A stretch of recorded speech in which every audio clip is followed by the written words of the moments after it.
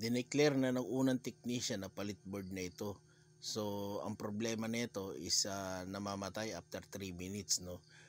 Kinabit lang namin yung board uli at nag-check kami at may problema pa pala siya, yung sa remote receiver niya, yung kulay orange is may problema. Reconnect lang namin muli para malaman talaga kung ano ang problema, kaya panoorin nyo to. What's up muli sa atin mga kompre, samahan nyo kami sa Ramon ni Jaymar Hoson at tayo may gagawing split type aircon dito. So yan, kita nyo naman ang ganda ng view dito at nakakatagal ng stress.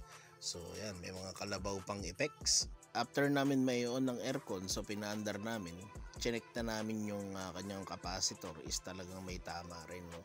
So chinek na rin namin ang motor dito, kaya ayan, nagpalit na kami ng motor dito, and then kinilining na rin namin yung kanyang unit para package na lahat.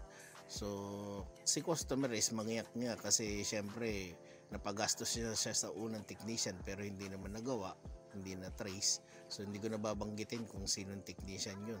So ayan, after naming ma-cleaning outdoor at indoor, all goods na po ito. Muli maraming salamat muli sa mga tumatangkilik at nagtitiwala sa amin. Maraming salamat po. Ito ang inyong kakompre, Hanli Man.